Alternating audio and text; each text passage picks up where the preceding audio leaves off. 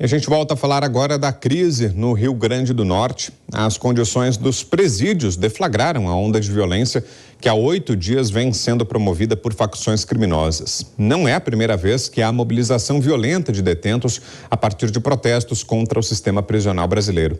Para falar sobre o tema, recebemos aqui no estúdio o especialista em administração pública, Ricardo Rous. Ricardo, em primeiro lugar, bem-vindo, boa noite, obrigado pela entrevista. Boa noite, Brown. Um prazer poder participar aqui do Fast News. Sempre que precisar, estou à disposição. Ô, Ricardo, o que é que explica, né, formalmente essa é a reclamação, né, dos detentos, né, afirmam que isso é resultado das más condições carcerárias.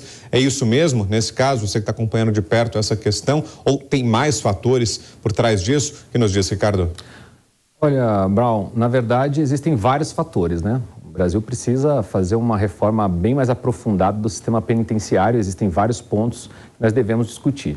Eu acho que não contribui com esse debate quando o ministro da Justiça, Flávio Dino, que foi ao Rio Grande do Norte, ele acena, ao meu ver, no sentido dos manifestantes, dos presidiários, de quem está rebelando, de quem está tirando a liberdade do povo do Rio Grande do Norte e atrapalhando toda aquela economia. Ele acena no sentido de fazer melhorias no sistema prisional local e não com uma reforma mais aprofundada do sistema penitenciário.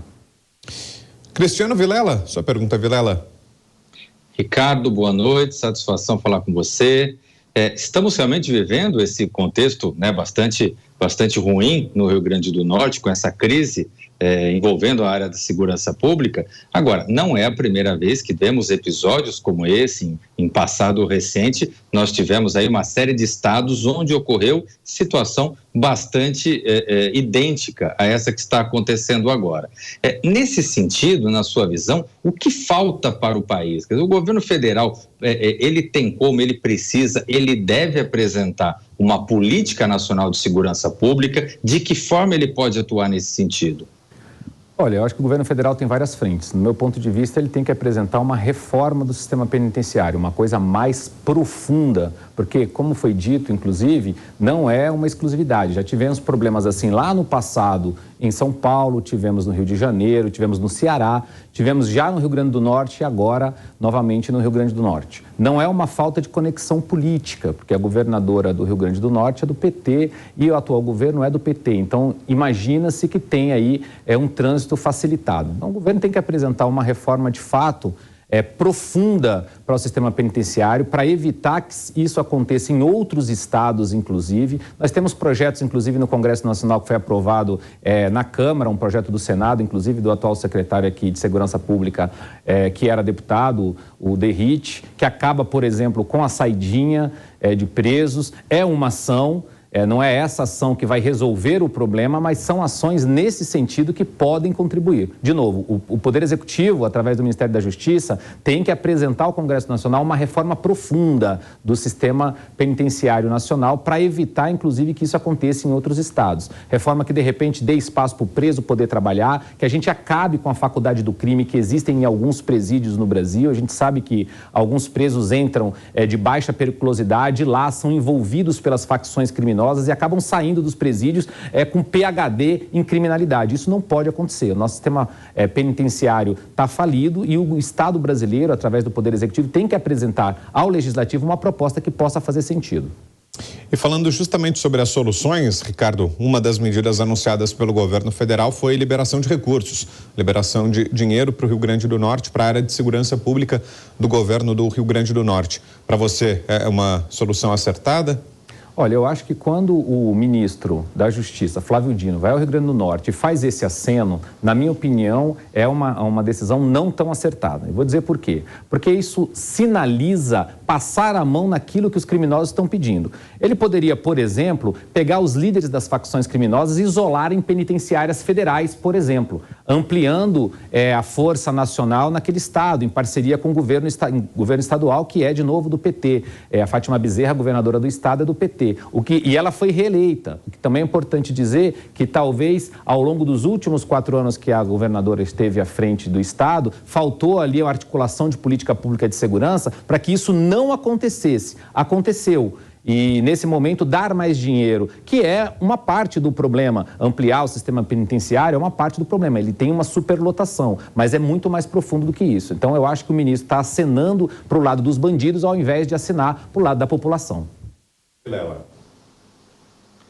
Ricardo, com relação a esse episódio do Rio Grande do Norte, o ministro da Justiça, no dia de hoje, ele fez a colocação de que esse caso representaria uma misoginia por conta de se tratar de uma governadora mulher, e tem feito uma série de falas que vem no sentido de tirar o ônus, de tirar o problema do colo da ministra que é do mesmo grupo político, né? Perdão, da governadora, que é do mesmo grupo político que o ministro. Como é que você vê esse posicionamento político tergiversando em relação ao problema efetivamente?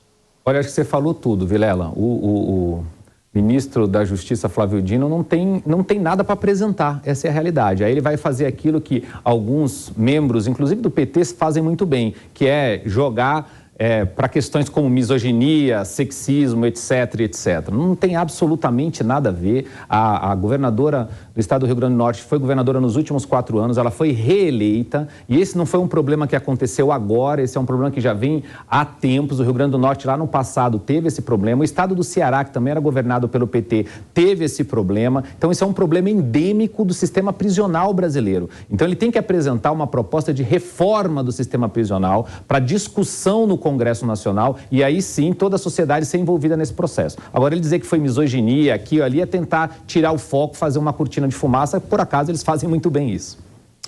Ô, Ricardo, mas essa é uma situação que é um barril de pólvora, é algo que está prestes a explodir, explodiu agora no Rio Grande do Norte, mas é algo a que outros estados e outras unidades da federação têm que prestar atenção, porque podem haver crises semelhantes no futuro. É algo que está sempre ali à beira de explodir e que nesse caso explodiu, mas é uma situação comum a outros estados do país, Ricardo? Olha, Brau, eu acredito que sim. Eu acho que, de novo, o nosso sistema prisional está superlotado. E se não houver uma reforma profunda, uma discussão profunda sobre segurança pública no Brasil, isso pode acontecer a qualquer momento em qualquer outro estado.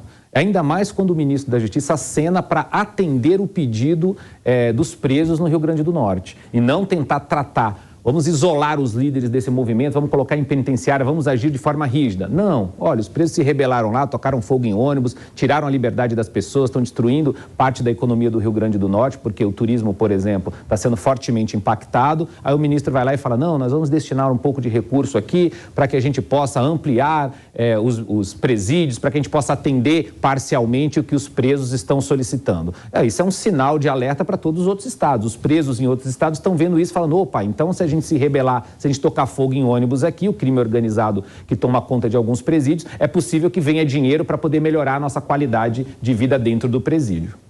Vilela. Ricardo, tem um outro ponto que é importante a gente colocar dentro dessa questão estratégica, é o fato de que o ministro da Justiça, ele está vivendo realmente um período de bastante pressão. Esse fato do Rio Grande do Norte, aliado ao episódio recente agora da mal explicada visita do ministro a uma determinada comunidade no Rio de Janeiro, a determinados posicionamentos que ele teve com relação aos atos do dia 8 de setembro, a pressão com relação ao prazo para o desarmamento que vence agora nos próximos dias e que vem sofrendo pressão no parlamento. Como é que você vê a atuação do ministro da Justiça como um todo? Como é que você vê a capacidade que ele tem de trazer soluções, de dar soluções, ou se ele acabou se tornando um porta-voz do governo e acabou deixando de lado a atuação mais efetiva no âmbito da segurança? Olha, eu acho que sim, ele virou mais um porta-voz do governo do que, de fato, apresentar à nossa sociedade alguma solução para a segurança pública.